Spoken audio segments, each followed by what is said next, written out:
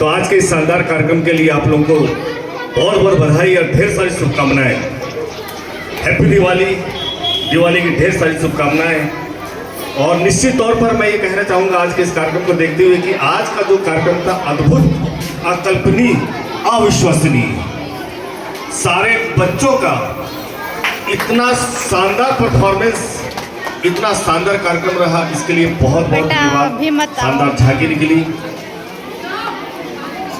मैं आज के इस कार्यक्रम के अवसर पर, दिवाली के इस शुभ अवसर पर ये कहना चाहूँगा कि ये भारत देश की विविधता है, भारत देश की ये विविधता है और इस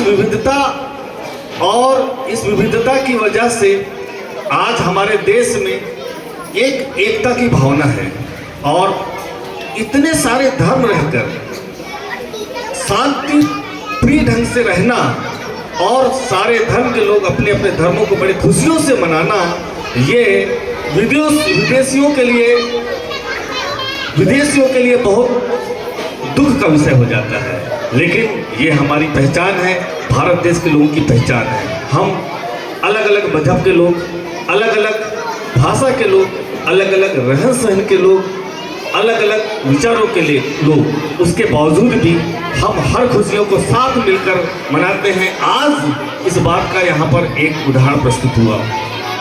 अल्लूर खान के द्वारा कितनी शानदार बात कही गई अपने स्पीच में कि दिवाली आपको मनानी है और दिवाली कैसी मनानी है कि उन गरीबों का जो रात दिन मेहनत करते हैं उनके दुकानों से दिए लें और उसको अपने घर में जगमगाएं, उन दियों को दूसरों को दें।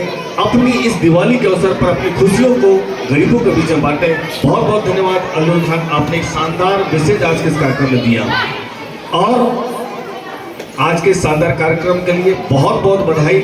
सबसे पहले तो मैं आज के इस कार्यक्रम की सूत्रधार जिन्होंने ये कल्पना की थी कि इस वर्ष दीपावली हमें मनाना है, तो आपके स्कूल की जो प्रिंसिपल है श्रीमती साधुनाथ जी को मैं बहुत बहुत बधाई देना चाहता हूँ कि उन्होंने मेरे सामने बात रखी कि सर इस बार हम दिवाली मनाएंगे और वास्तव में बहुत अच्छा लगा आज का कार्यक्रम देख के। उसके बाद हमारे इस कल्पना को समर्पित भाव से आज के कार्यक्रम तक आपने जो पहुँचाया, सारे टीचर्स लोगों का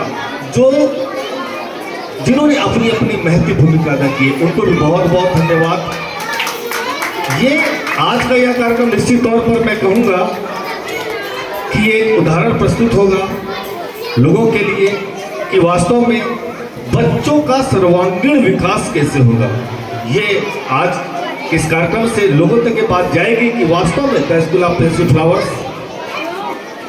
के मैनेजमेंट और वहाँ के स्टाफ, वहाँ के टीचर्स रात दिन मेहनत करके इन बच्चों के लिए आने वाले भविष्य के लिए तैयार करा रहे हैं, जो आने वाले भविष्य में भारत का नेतृत्व करेंगे। ये गुण आज के इस कार्यक्रम का मेन उद्देश्य भी यही था कि बच्चों के अंदर ये गुण पैदा करना कि वे